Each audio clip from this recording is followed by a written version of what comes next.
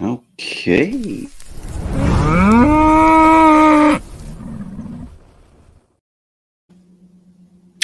Welcome to the Listen to This Bull live stream podcast. One of those things. We're both. I think we're both. We definitely have both. My name is Matt Mulholland. I am the host of the show, the purpose of which is to talk about bullshit that occurs in the insurance world, specifically property insurance. That could be homeowners or commercial property. And today I'm just going to be answering a bunch of questions. So if you have a question, you can leave a comment. And if there's a good question, I may pull you on the show to ask your question. And I'm going to leave a link in the comments for you to click. If I ask you to come on the show, feel free to click that link. It'll put you into the wings. And then I can just pull you on whenever I get to a point where I have that ability. So in the comments, either on Facebook or on YouTube, feel free to put your question, and the good ones, I'll pull you on the show.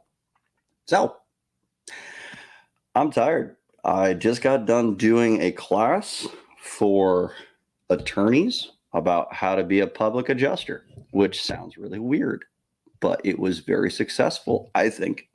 Students seem to get quite a bit out of it. And we really went over what a public adjuster does in the policy, but I've talked nearly nonstop for the last 2 days. So bear with me as I still try to put congruent thoughts together and spit them out towards you. One of the reasons I honestly was a little bit apprehensive about having a guest on tonight's show was mostly because I didn't know how out of it I was going to be, and I didn't know if I was going to end up offending somebody as a result. So tonight we do have a topic, but we don't have to stick on that topic. If you have other questions, feel free to post them in the comments, and then I'll pull you on. I'm going to, give me a second, post a banner on here. Here we go. That's running, and got everything ready. So tonight's topic, to start things off, is the RPS schedule in policies. And in some states, we've already got them in the policies. And in other states, it seems to be something that they're trying to put into statutes or into regulations as an option before they even put it into an insurance policy. Florida, for example. And Florida being a big issue for that, because they did attempt to put it into last year's State Bill 76, but it was not in the final version. It was removed. But we anticipate, or at least the public adjusters and organizations and attorneys in Florida anticipate, that it will be in a bill again this year. So I wanted to talk a little bit about it because it seems like some people in the audience had a lot of questions on it, and there is quite a bit to discuss there. So let me describe what the hell it is to start off with. The RPS schedule is the roof payment schedule. It is a chart. It says, based on the age of your roof, we will pay this percentage of the replacement cost value of your roof. So if you have a roof claim and you have this schedule and you were told that you purchased a full replacement cost policy and you didn't know you had this schedule, which is more often than not, then you're going to be blindsided with the fact that it isn't actually going to pay a full replacement cost on your roof. If your roof is 10 years old, they will reduce how much they owe and by a specific percentage. It is a reduction from the RCV in a different way than actual cash value is said to be calculated. In the states where this is really a big problem, Georgia has it in policies all over the place, but there is no statute on how actual cash value is calculated in Georgia. There's no case law that I'm aware of on how actual cash value is calculated for property losses that aren't auto in Georgia. In other states that you see this, that's the issue. In the states that you don't find RPS schedules, there seems to be statutes or regulations or case law describing how actual cash value is calculated. Why is that important, you might ask? I'm going to tell you after I chug a little bit of this beer.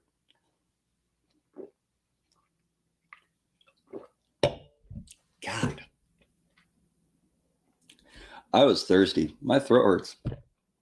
That was probably better than it really was. You ever get really hungry and no matter what you eat, it's the most delicious thing in the world? I'm not an alcoholic. I know that because there's plenty of days I don't want a beer at all. I want to stay away from it personally. So if I can make that choice, then it's not alcoholic. But sometimes having a beer is exactly what you need. You know what I mean? I think you know what I mean. Anyway, so the big deal with the ACV statutes and the RPS. RPS is a form of ACV. If the policy is telling you how the depreciation is going to be set and it doesn't match the statutes, the laws, the regulations, or the case law on how ACV is calculated, then it will not be able to be applied in a policy because the statutes override the policy. Unless the statute specifically says, unless otherwise written in the policy, which most of these ACV statutes that are in these states don't have that language. So it can't be overridden. So if it is an ACV type policy, then we have to look at whether or not the RPS qualifies as an ACV coverage. There are plenty of reasons why it doesn't. Does anybody even care? Just curious. Yeah, I mean, if you're in a state that doesn't already have this, then you probably don't care. If you're in a state that already has this and you're dealing with it, then it's kind of a pain in the ass. And honestly, if you're in a state that already has this, you're probably not getting rid of it. So really, we're talking about states that don't already have it and why it's a problem. So Florida, if they codify it being allowed in policies, then they're basically saying that it's not ACV. On this schedule, it's the entire roof system that is depreciated by a specific dollar amount. The nails, the flashing, the felt, everything. Everything is depreciated by the same amount. The labor, can labor be depreciated in your state? Is there rulings on that already? This is already built into the RPS schedule as part of the thing. If the shingles or metal panels or tile roof components, if all of these things age at different rates than the underlayment that's on the same roof or the nails, traditionally, when you write an estimate for insurance, you would depreciate each item based on its own lifespan and age and condition, possibly. But the RPS schedule, removes that. It would depreciate metal stainless steel nails at the same rate as a 25-year 3-tap shingle. Will the stainless steel nails actually last longer? You bet your ass they will, but they're going to depreciate at the same rate. So it doesn't follow an ACV statute, law, regulation, or case law on how ACV is supposed to be calculated. And because of that, it might not be legal. Now, I'm not an attorney. I'm not giving you legal advice, giving you my opinion. My opinion seems to be something that some attorneys want to pay attention to. So maybe I know what I'm talking about. I don't know. Maybe I don't. Maybe I'm full of shit. It's entirely possible. I do have a whole show about shit. So, right. If you have a claim that has a RPS schedule and you want to talk about this, please post something in the comments. If you think I'm missing something, please post in the comments. Keep in mind, in the states that don't already have this in policies, they're trying to put it into the statute, which implies that until they codify it, it may not be considered legal.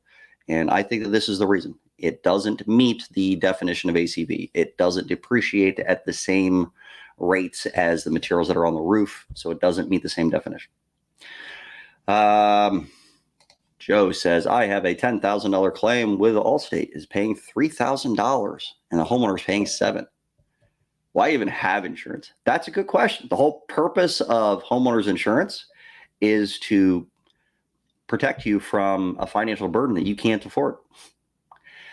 Fannie Mae and Freddie Mac. Freddie Mac, I know, has requirements in their policies that if you have a Freddie Mac backed mortgage, you are required to have an RCV policy.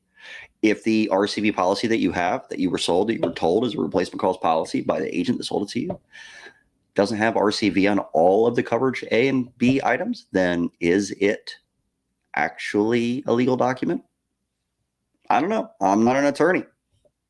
I don't know. But it definitely doesn't meet the requirements of Freddie Mac. And allegedly, they might be trying to do stuff about that. Allegedly. Heard through grapevine some things. I haven't talked to anybody specifically. Does anybody have any questions? Want to talk about stuff? You have something else you want to talk about? Maybe we don't have to stick to this topic. Really, this is a very laid back episode. I'm worn out. Frank and I had an argument earlier about something that I wouldn't mind talking about. Frank is on the listening. He brought up coverage D being exhausted or no longer applies in the instance that coverage A and B benefits are paid out immediately. And I've never seen language in a policy like that. It might just be in guidelines. If it's in guidelines, it's not.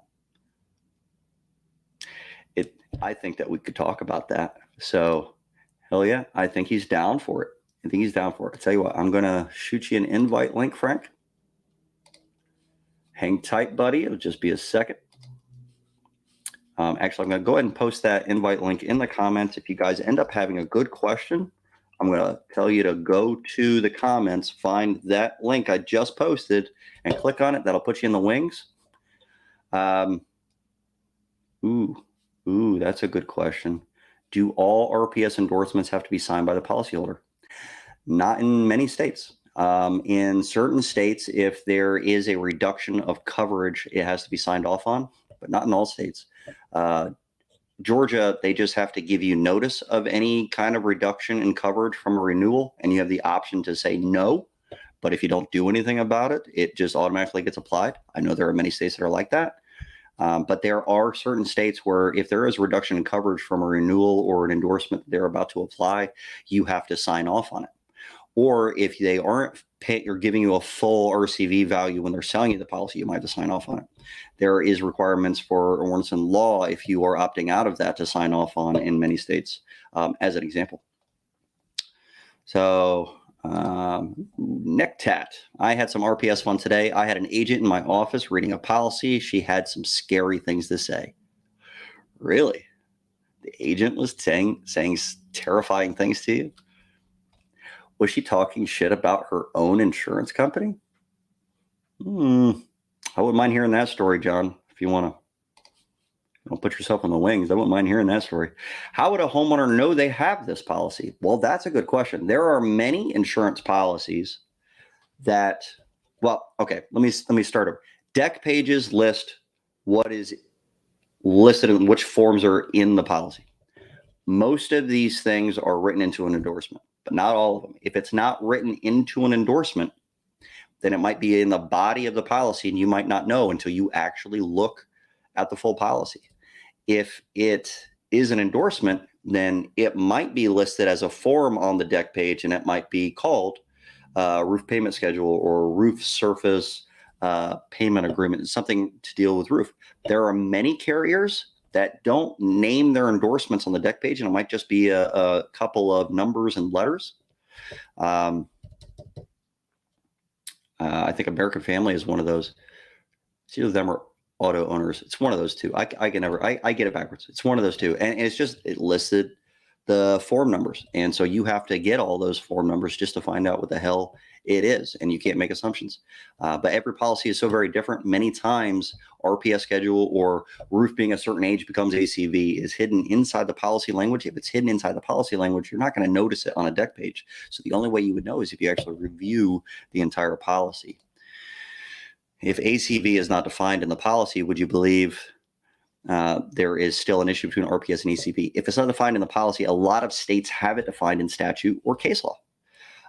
If you're in a state that has it defined in statute or case law or regulation, then it's likely that has to apply to the policy regardless if the policy defines it. And I would wonder if you're in a state that has ACV calculations for property losses in the statutes, I wonder if you've seen an RPS schedule in your state. So far, I haven't come across anyone that can tell me for sure that it is in their state and they do have an ACV statute or regulation or case law that describes how ACV is supposed to be applied. From what I can tell, it's the states that have that in the statutes that you don't see the RPS in the policies yet. And I think that that's why they're trying to put it into the statutes and codify it in Florida, because Florida very clearly defines how ACV is supposed to be calculated. If this is a form of ACV policy and it doesn't meet how that ACV is actually calculated, which it doesn't, because it depreciates every component of a roof system at the same rate, which is asinine, even labor. It doesn't meet how depreciation is supposed to be calculated, so it may be considered illegal. Not an attorney, it's just an opinion. That's why you should just read the whole policy so you don't miss any endorsements and exclusions. You're damn right you should. Damn right. One thing I was able to explain to these attorneys that I was teaching this last week, and I apologize for not showing you guys some pictures from that class, but sometimes attorneys don't want to be taken in photos showing that they're going to courses. So I was trying to give them a little bit of privacy. But I got Frank in the wings. Maybe he's got something to say. It doesn't look like the RPS schedule topic is over yet, so maybe we can start with that. Frank, what do you think? Hey, bud. I think the RPS. Can you hear me okay? Yeah, can you hear? Here, hold on a second. Yeah, a little bit. Go ahead. Hold on. I can hear you. I was just wondering if there was a delay. No. Is that any better? I tell you what, if you say now after I say 5 when I count, then we'll see if there's a delay. 1, 2, 3, 4, 5, 6, 7. Now. Wow, there's a big delay. Big delay. 2 seconds. Maybe. Yeah, what can you do? What are you gonna do? You have anything? You've listened to everything I've said about RPS so far? You know what? I've had luck before with SteamYard. What? Put me in the wing and then pull me back in. That tends to fix that problem. I'm kicking when I do that. You guys can't see my leg, but I don't know. The motion on my shoulders might make it appear that I'm kicking him off. Maybe that's good enough. I don't know. It'll work. What do you think, Frank? Is it any better? I don't know. You can't hear me. We're just going to talk over each other, I think. All right, hang on 1 second. I can hear you. Hang on 1 second. Put yourself in the wings, John. Click on that link. RPS is not common here in Massachusetts. That's MA, right? It's Massachusetts. That's not Maine. Maine is ME. Yeah, I think so. Does the depreciation schedule apply to all losses or just full replacements? Well, that's a good question. I believe it's for total losses for a roof system. So a full replacement. I believe it's for full replacement. I can't think of a single time it was applied during a repair on any of my claims. And thinking back upon it, yeah, I don't know. My wife says it's kind of janky. Is that just when Frank is on, or right now when I'm by myself, is it janky? I'm sure she'll respond. Frank, is this better? Can you hear me any better now? Oh, much better. What'd you do? Yeah, so the problem is I can only hear you on my phone speaker for some reason. If anybody out there is a SteamYard Pro, I had the same problem with Large Loss Lounge with a phone opposed to a computer, but I'm just going to shut up when I need to shut up and listen to what you say really, really close.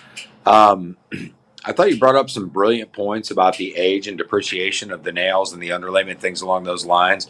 Also, to kind of remind everybody, as useful life is one thing, but we also have the current condition of the material. So my brain would tell me if the roofing felt has a useful life of 30 years, but when it's covered by a shingle, you can reasonably get 40 years out of it. And if you put it on top of the roof, you get 5 years out of it. If you were really in a pinch like that one that came up earlier with the $10,000, $3,000 payment, you could really dig deep and probably pick up a portion of what needs to be found, just considering that certain components are in good condition still. That's true. I mean, I think that's the biggest nail in the coffin for the whole RPS deal. They are going to say that it includes every component of the roof system during a replacement.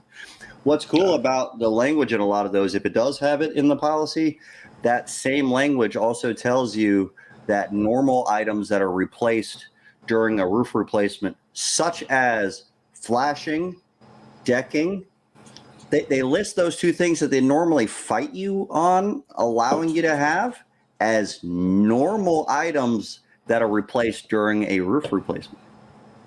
So if another thing too, now I can move away from the camera, not being a fishbowl. Another thing too, and we talked about this briefly about 2 weeks ago. So if ordinance and law is being triggered, so renailing of the roof decking, replacement of metal flashing, upgrading to ice and water shield. If ordinance and law is being triggered, I do not believe that one endorsement can supersede another in that manner. You can only pick one. So if you have a file that is 20 damaged shingles and it's non-repairable, let's just say it's discoed or something, or it's super brittle and you can't repair it, and ordinance and law is being triggered, I don't know if they can put that roof replacement schedule and attach it to the ordinance and law coverage. So I think you could really get out of the roof replacement schedule because it's only applicable to coverage A, not to an endorsement. That's true. And actually, in a lot of the policies that I've seen, that's a really good point. In a lot of the policies that I'm the fucking smart RPS as shit, schedule dude. in, it'll specify which causes of loss it kicks in as well. And it'll usually say hail and wind damage. So if it ends up being a vandalism claim, you might be outside of the RPS schedule as well. Or if you happen to have a matching endorsement in the same policy and you can get the thing paid for under the matching endorsement, which for the Farmer Smart Plan, there's a limited matching for roofing and siding endorsement alongside of the roof payment schedule. So if you can put it under matching instead, but it's only for specific situations. It has to be obsolete or discontinued material. Also, another little gold nugget, and I don't mean to overtalk you because I got to get so close to hear you because it's on the speaker. For our light commercial guys and stuff, let's talk about Mansard walls and parapets. Those aren't roof. They're covered with roofing materials, but they're walls. I know. Are they though? That's interesting. It's literally called a parapet wall, Matt. I would have to look at the component language in the policy where it talks about what the RPS covers. I would bet that's going to be policy specific. I bet some policies cover that issue. I want to go back and look now. I'm just saying, if you're dealing with a gambrel roof and you have your two lower sections that are walls, I mean, there's a definition of what a wall is. You might find a file that you got 50% where they can't apply that to. A parapet wall all day long. It's even though it has roof coating on it. Parapet wall, boom, they are walls under the building code. Chase is the smartest person in the room, so he agreed with me. Mansard roof, though. I mean, the second word when we're describing what it is roof, right? It's still a wall by definition. Materials or roofing materials for it. When they build a Mansard or a gambrel roof, that last section of it, it doesn't fit the truss work. That's a wall. But it's still roofing materials on it. And the language. But that's elective. So what if you decided to take a mobile home and put plywood on it and put roofing material all the way around on your exterior walls? You can do that. A-frame would be another great argument for this. That doesn't make it a wall. It just means you have really shitty taste in the material you use to cover it.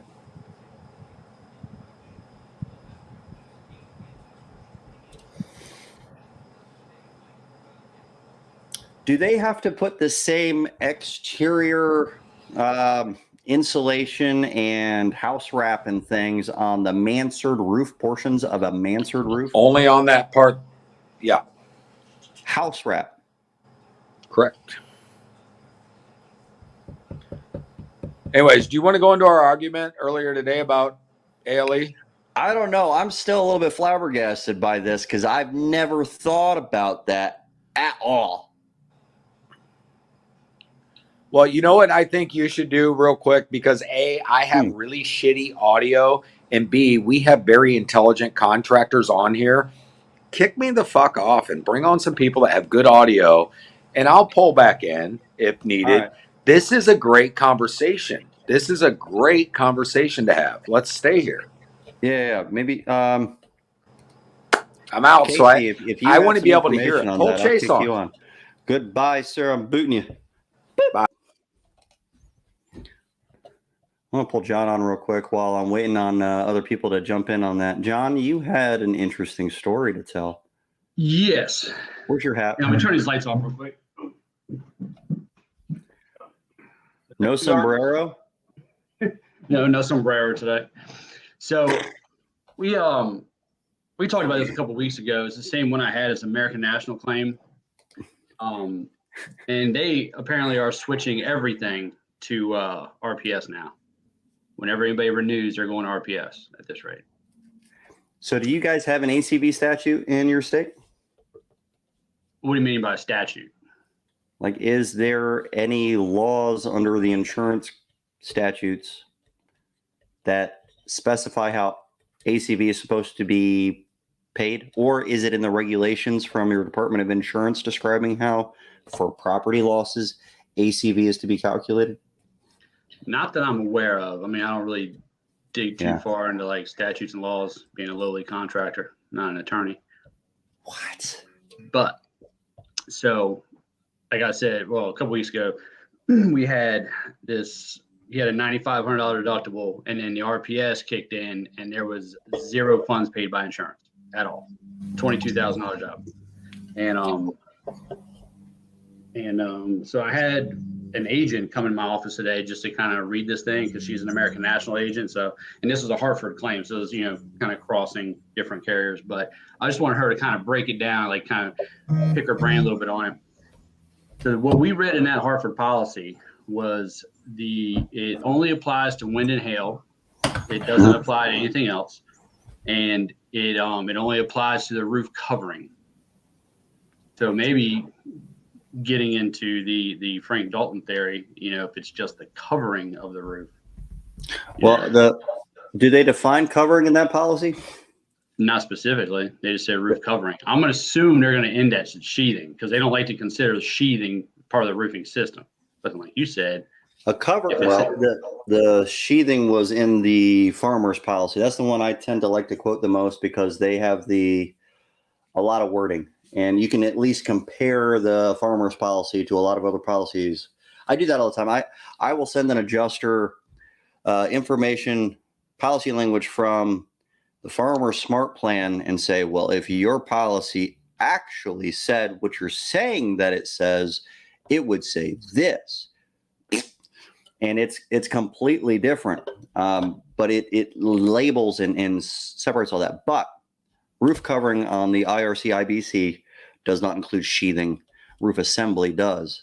So if they're saying roof covering, they don't define it. If you were going to try to research what roof covering meant, it might not include the sheathing either.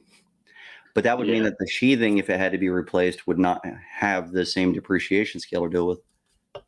Yeah, and going back on something else you said, we were looking at the scope today. They depreciated every item differently. So everything, the shingles itself was at 66%, and then like the drip was at 80%. I can't remember all the breakdown, but it was, they were wildly different. So I don't know really how to figure out if my state has depreciation laws. Well, you should probably contact an attorney in your state and have them tell you, or you can just start looking up state statutes. There's no reason why you can't read them. Yeah, no, I know. I know you're the kind of guy that will actually spend, a bottle of whiskey researching that kind of shit now that you have a task to do. I thought so. Yeah. But like I said, I when called we it. got time. But hold on, what was the other thing I was gonna bring up? Oh, something else If that the you carrier said. defines the roofing system as a complete system to include decking, flashing, and so on, and you're not replacing all those components, then you're just affecting a repair to the system, which shouldn't be depreciable. I like this guy. Yeah, that's now it didn't define it that way, unfortunately, but I like the way you're thinking here. So the policy that I'm thinking of specified that it also included common elements that are commonly replaced during a normal roof replacement, but it didn't say always. So I don't know how that would end up working out, but I like the way you're thinking there. That might fall under some of the policies. Well done, sir. Now, can a contractor sit here and argue what and how things should be depreciated, or is that kind of getting to policy specifics? Well, does a contractor ever depreciate stuff when they're acting as a contractor? Just our vehicles at tax season. Just during tax season. Okay. No, I don't think that you probably should get into that, to be honest. Yeah. I don't know if I don't know why a contractor, if they were giving a bid to someone, would ever depreciate materials. It's not something that a contractor would do in the normal course of their business.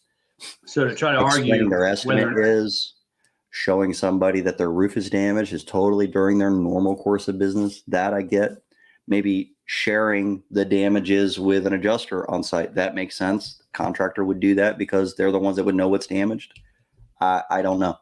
Depreciation, I probably wouldn't get into. It's definitely a policy argument or an attorney argument. This would honestly be probably better for an attorney than a PA, at least most PAs that I've met. It would be it would be very difficult to win this as a PA. Yeah. So I think I think it's so new until there's like real good case law or something, or some, evidence of somebody beating some part of it, kind of like the no soliciting thing that happened in Florida this year.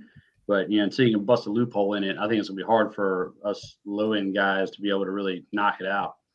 But, one thing that agent I was talking to today was kind of brought up, American National's going all RPS. And now Hartford's going RPS, Allstate's going RPS. I don't know what else you guys have out in Midwest and further, but if this is going to kind of carry on, she seems to think that this is going to Swiffer the nation. Everybody's going to go RPS. This is the insurance companies push back against storm chasers. Do we say Swiffer now instead of sweep? Yeah, I don't sweep anymore. I just Swiffer. Oh, fuck. But like Frank said, I can't remember if it was on one of these or when we were in class, but it does not fall. It does not, vandalism is outside of the realm. So, we were kind of joking in the office today about just following around some of the shady contractors that we know. And when they can't get it bought because everybody has an RPS, we'll just go and reopen the claim under a different cause of loss. Yeah. You wouldn't have to. I don't know. I think there's going to be some legal battles. Florida, there's plenty of attorneys that want to take this on. There are even associations that are looking at this. So it is a very strong possibility this could be defeated, at least in Florida. And that could end up being persuasive. I don't know where Frank's going with this. Let's talk detach and reset on full tile roof. It says replace in the language as far as I know. You know what? I have one of these policies fairly handy with this. Maybe I can share. I don't do this very often. I don't know if I ever have. I should have brought that one home tonight. I want to see if it says replacement or if it does include repair. So hang tight a second. So what she said was scary though? Well, to me, it's scary. To her, it's kind of like, well, it just kind of is what it is. Like this is what we're selling now. And there is no full RCV option. Oh, and I asked her about how does that affect, say the mortgage that, is expecting a full replacement cost kind of policy, secure their interest in the property. And she stated that, well, if the house were to burn down or something, they still have full coverage. Full replacement cost coverage. It's only the roof covering during wind and hail. So, if something catastrophic were to happen, they are technically still covered. And that's kind of how they're hoping to get around the, does this satisfy my mortgage holder's requirements argument. Damn, it says repair. Let me figure out how to share my screen real quick. Man. Hang on a second. I have to stop duplicating my screen on this. Extend. Hopefully you guys don't lose me because of it. I think the real issue is that, typical homeowners have no idea what this means and how it's going to apply to them. They may think, oh, no big deal. I just, I'll pay a little bit extra out of my pocket or whatever. They don't realize how vast that could be. And that's where they're going to be getting sideswiped.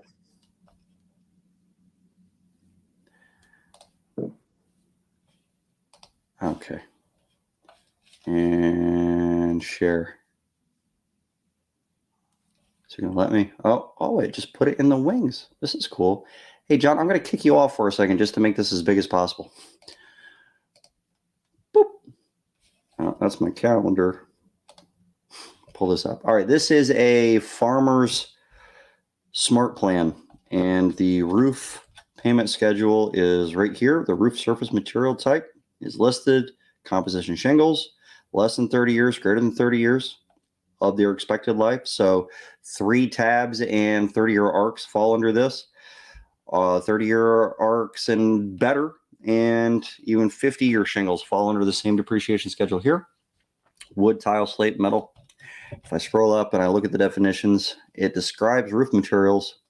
Scheduled roof payment means all the estimated reasonable cost to repair or replace covered loss or damage to any roof materials multiplied by the scheduled roof payment percentage. All costs include but are not limited to debris removal, labor, taxes, and fees, and any increased costs due to building laws or general contractor fees or charges. The percentage means the applicable percentage in the following chart determined by the age and the actual roof surface material as of the date of loss. However, if a different actual age of roof material can be verified. This is just definition section. Roof materials not include solar panels, heating panels, cooling systems, similar items, parts thereof. Include but not limited to composition of rolled roofing, wood, slate, tile, metal, built-up rubber, component parts of the roof, which are exposed to the weather, including those which extend above the surface of the roof, including but not limited to all vents, vent caps, turbines, piping, underlayments. Any materials are installed when repairing or replacing roof materials, including but not limited to sheathing, decking, and flashing. If the mansard portion of the roof, number C here, if the mansard portion of the roof has to be replaced as a part of the rest of the roof, would that fall under any materials that are installed when repairing or replacing roof materials? Because that falls under the same roof materials. Do they capture the mansard with that language? Possibly. So that's that. Interesting, right? So if a carrier has managed repair and policy and they invoke, I believe they're also couldn't apply RPS. Well, since I haven't seen a managed repair language in a state that actually has RPS or in a policy that has an RPS schedule, but you're probably right because they seem to withdraw any policy limitations if you do choose the managed repair programs that are available. I do have a lot to talk about on that subject at some point. We should probably do a show about managed repair program because there's 2 different ways that the carriers can go about doing that. They can either choose as their option at the end of the policy to repair or replace, and it says we will choose to repair or replace the damaged property or to pay you. But it's we that's doing it, and we is usually defined as the company that is offering the insurance. And if the insurance company is the one that is making the repairs or replacement, then they are definitely liable for any damage. But they don't use that option. They use the endorsement language, which provides an option to the policyholder.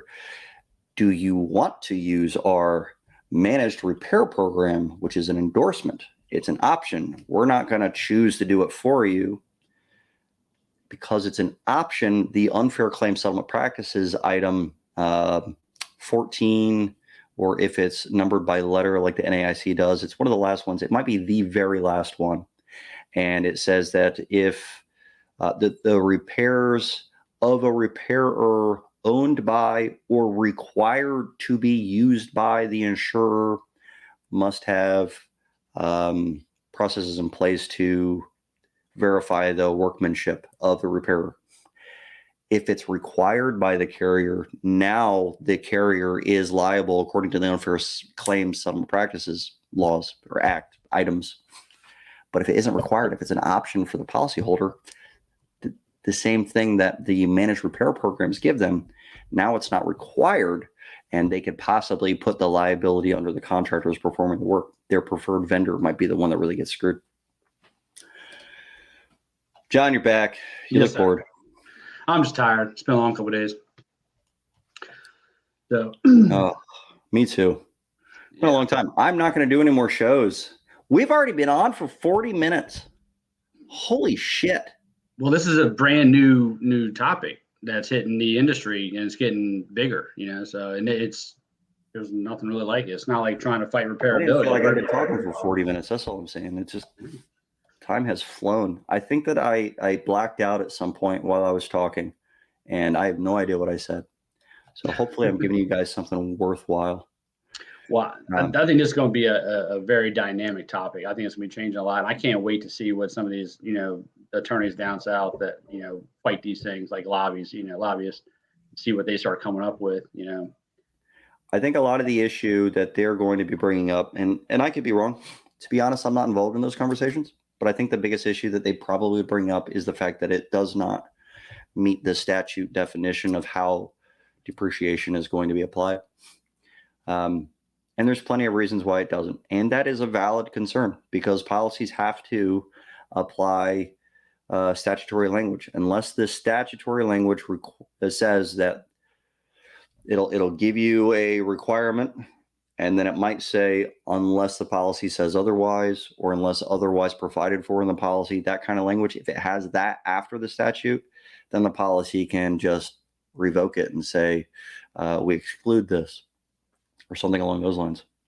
So, yeah. I wonder what the homeowner pushback is going to be, because I had another American National claim came up this past week, and he fortunately had not been grandfathered into the new RPS schedule, but the adjuster on site told him, look, when you renew, you're going to fall under this, and there's no way out of it. There's no, you can't opt into a full RCV and out of the RPS. And that kind of pissed him off to the point where, he said, all right, well, when it's time to renew, I'm out. He doesn't even want it because yes, he sees what it could be. But there's so many people out there that don't know how it's going to really affect them. You got a 25-year-old roof. You don't really understand discontinued materials or whatever, or what, repair methods, for that old, below code structure. And then all of a sudden you get hit with a $30,000 bill when you thought you were covered. That's true. I mean, it happens all the time. Contractors, public adjusters, whoever's involved in the claim, they don't look at the policy every time, and they definitely get blindsided, and the policyholder ends up being the ones that get screwed. I've got something else to show in this policy real quick. I'm kicking off for just a second. Definition section, that's where I found the rest of that. They actually define actual cash value in this same policy. It means a reasonable replacement cost at the time of loss, less deduction for depreciation. We may depreciate all replacement costs, including but not limited to the cost of materials and labor. So they specify material and labor in here, but this is a standard definition of actual cash value. But they actually have it in the same policy that they have the roof payment schedule. Scheduled roof payment means all the estimated reasonable costs to repair, replace, cover loss, or damage any roof materials multiplied by the scheduled roof payment percentage. So they're not calling it any kind of a depreciation value. All costs included are not limited to debris removal, labor, taxes, and fees, any increased costs due to building loss. Scheduled roof payment percentage means the applicable percentage in the following chart, determined by the age and the actual roof surface material type as of the date of loss, however different actual age of the roof. So it is based on age, but very cleverly, they avoid using the word depreciation, because if they claim that this percentage number is in fact a depreciation scale, then it would be easily overturned with statute. So it's very clever the way that they're going about a lot of this stuff. Let me do schedule. And roof material, here we go. So here's the actual language in the policy for it. This is a Farmer Smart plan. I believe this is a Georgia policy. I have a Texas one as well we can compare it to. Roof materials are going to be paid. This is under how we pay for a loss. Let me scroll up to prove that. Property conditions, duties. Did I miss it? Emergency services. Here we go. How we settle covered loss. Number 5. Covered dwelling, settlement for covered loss or damage to specific individual component parts, dwelling, or structures except for roof materials. So we have to go down to the one that talks about roof materials. Roof materials are paid for at replacement cost. If your declaration shows the roof materials are settled on a replacement cost basis, the exception as it applies to roof materials in A1 is removed, and covered loss or damage to roof materials would be settled as set forth in subsection A1. So all of this would still apply, and it talks about your normal RCV coverage. When the cost of the entire covered loss event, including damage to roof materials, is more than $2,500, we pay the roof payment schedule for roof materials until repairs or replacement are completed. So they're actually applying, if it's more than $2,500, they're applying, we will only pay, even if it's RCV policy, we will only pay the scheduled roof payment for roof materials until repairs or replacement are completed. So they're still using that scheduled roof payment as the actual cash value. They are, you could easily say actual cash value in place of scheduled roof payment in this policy, and it would read exactly the same. Roof materials as scheduled roof payment. If your declaration show roof materials are settled on a scheduled roof payment basis, then covered loss or damage to those roof materials damaged will be paid on a scheduled roof payment basis, subject to the applicable stated limit. For purposes of settlement of covered loss to roof materials, a scheduled roof payment is deemed to be and will determine, there it is, the actual cash value of the loss. I am going to highlight this. For purposes of settlement of covered loss to roof materials, the scheduled roof payment is deemed to be and will determine the actual cash value of the loss. So they just said it is the actual cash value. So they said what the definition of actual cash value was. They actually made actual cash value bold here, saying that that is a defined term, and they're using it the way that it's defined in this case then. So they are claiming that the scheduled roof payment is in fact ACV. It's right there. It's very clear. I hope you guys that are watching this that are actually going to take this shit on, pay attention to the end of this podcast. That's increased cost from the enforcement of building law will not be paid until incurred. Yeah, that's pretty freaking clear. I'm pulling that off. Hope you guys saw that. There's very few people watching. I'm boring today.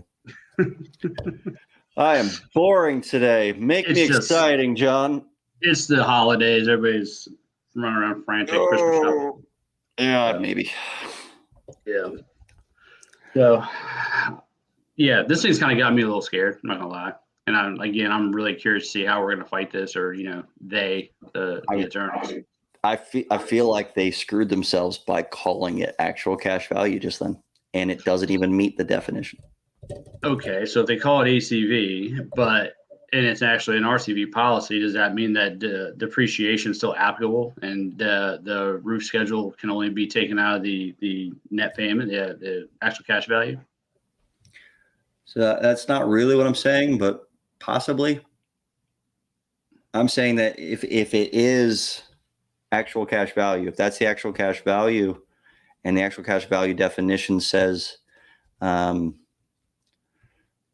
minus depreciation, typically if there is a state statute that describes how ACV is calculated, because they called it ACV in this policy, then there is definitely plenty to work with as a litigator to say that this doesn't meet the definition of ACV the way the statute says, because all of the roof components and the labor and the taxes, all of that is being depreciated at the same rate. And that's just not how depreciation works.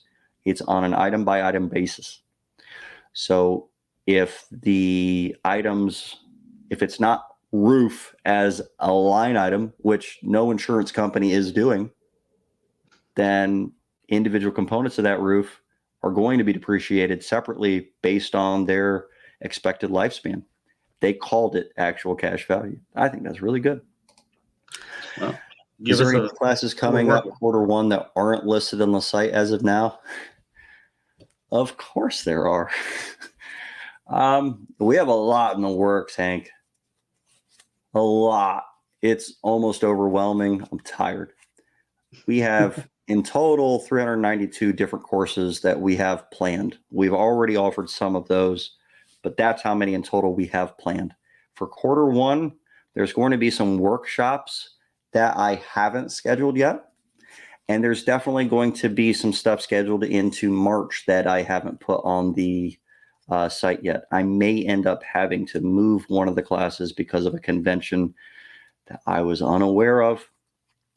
But we'll see. There's not a lot of people that have signed up for some of these classes already, except for the people that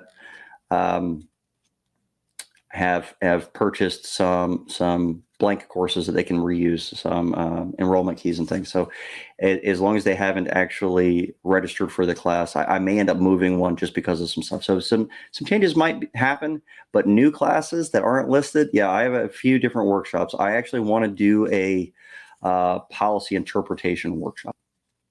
It's going to be something in person. We also have, thank you, Hank. We do also have a dispute resolution workshop. I feel like it's almost as if he's a shill. I've been to that one, Hank. We're adapting the one you went to. So the one you went to, John, is the Florida Public Adjuster Masterclass that had the dispute resolution workshop built into it. We've expanded upon just that portion of it to make it better so that it's actually useful, but available to everybody, because there's a lot of people that are involved in dispute resolution that aren't public adjusters. And I don't want that to be something that's exclusive to them. So the workshop allows us to do mock appraisals, mock mediations, mock depositions, mock arbitrations. So you can actually go through some of these and feel like by the end of it, you have some experience doing it, and you'll be able to go into future ones with some competency. I think for a lot of what we teach, the thing that people are getting the most out of it, they're just getting the confidence they need to go into these things and have the argument knowing that they're right, instead of feeling like, well, maybe I'm wrong that whole time. Yeah, so I think when an adjuster kind of hits you with, oh, well, that's just not right, or we don't pay for that. You kind of think it as like a stop sign, like maybe I'm wrong, but yeah, I mean, Exactly. it opens you up, when you know how to, untangle their bullshit, then you can start kind of hitting them with questions to make them, trip over their previous statements and stuff. But have you put any thought into, or is there any plans on having any type of standard practice or, some type of, what do you call that? I guess material that we could take away, like, creating some type of industry standards through experimentation, research development, things like that. Kind of like how we do our repair test. Let me pull something up and I'll share my screen again. I'm working on some things. They're not finalized, but I'll give you a little teaser. Hank, while I'm pulling that up, please wait 2 days. Don't book anything for 2 days. I plan to actually finalize Q1 and Q2 schedule in the next 2 days. Once that's finalized, then you can feel confident that whatever is on there is what's available. And we might kick something in there last minute, but we won't move anything around at that point or take anything away. So if you'll just give me 2 days before doing that, we'll be fine. And let me pull up the fun things I'm working on. If I can find it, don't remember. Fuck. Did you move to Florida yet? I'm in Florida right now. I'm trying to wrap some things up tomorrow so I can go home to Georgia, and we are attempting to put our house on the market. So I've got some stuff to do around the house to get it ready, and we're going to try to get on the market, and we'll be moving as soon as we sell. Right on. Smyrna, huh? Where's my white papers? Damn it. What did I do? Ha. I found them.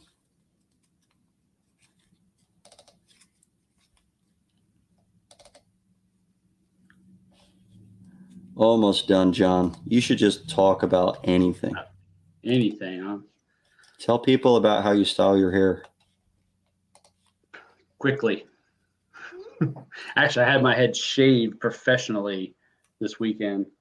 It was my Did you? brother's wedding. We had a barber in there, and yeah, I had him. He's straight razored, and it's the smoothest it's ever been. Of course, now it feels like Velcro because it's been a few days. But yeah, I can definitely run faster and swim faster. Jump higher?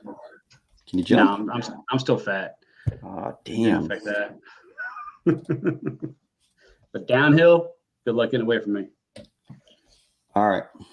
I don't know why the image didn't appear. Okay, I'm going to share my screen real quick. Kicking you off again. These are just going to be teases. They're not finished. Don't judge me. Okay, here we go. Boom. Good faith investigation practices. Here's the next one. Imagine there's a logo there. Let me get rid of Hank. Where's my mouse?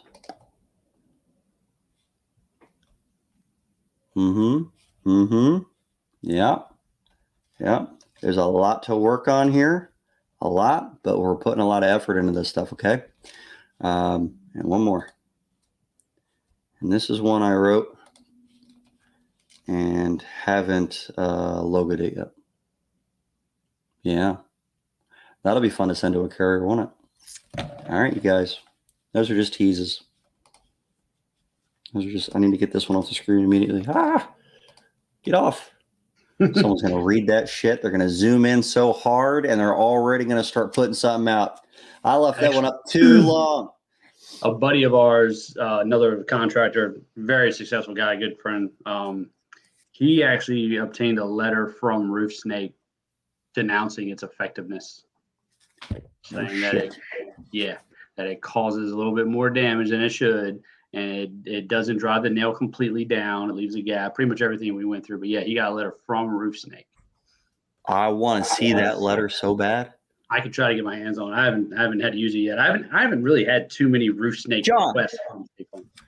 You knew of this. Just a little bit ago. Haven't said anything to me about it. Didn't immediately think, I got to get that from Mulholland. Didn't even. I'll give him a call tomorrow. John. I'll give him a call tomorrow, see if he'll share it. Yes. Oh, by the way, there is another Matthew with 1T who is a podcaster for the carrier side. He's a podcaster for insurance adjusters. Really? And he's Matthew, spelled with only 1T. He's got a much bigger following than me because he's way cooler and been doing this longer.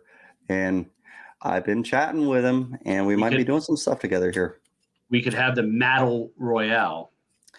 Matt Royale. Matt with 1T versus Matt with 1T. Yeah. Battle of the Mats. We're discussing possibly having a live debate about functional damage. I mean, might as well. I mean, what harm could come from it? Have all the sides. And the only thing that we've decided to do is to have a conversation over the phone first, just to make sure that we don't immediately hate each other, because then we're going to get nasty. It's very unlikely that's going to be the case. Have you watched this show? I've watched like 10 minutes of one. Do you have an opinion? It's not bad. Fair. The stuff that I was watching wasn't very controversial or anything. He's probably watched more of my show than I've watched of his, but that'll be fun. Yeah. All right, I'm going to stop the bleeding. Barely anybody's paying attention to this at this point. I'm tired. That's my excuse. There's actually more in this episode than any of the others because I got into some detail on stuff that the litigator should probably look at. So hopefully they actually go back because of the name of the thing. John, thanks for being on. I'm about to boot you off. Oh, I just did. I'm not going to do another episode until next year. So I hope you enjoy the holidays. I really do. I know I'm going to enjoy being home with my family because, like the song says, there's no better place than home for the holidays. And it's true. Miss my family. Living in a camper sucks. Anyway, I will see you guys in January. If you need help on a claim or something, you know how to reach me. I'll still be somewhat available, but to a limited extent. Okay? So please be a little bit cognizant of that. I will see you guys next year. Hey, be good to each other. I'm going to pose really strangely now. It's going to be great. As we end the broadcast, and this will be the last thing that's on the screen. Oh, I have to click another button. Hang on.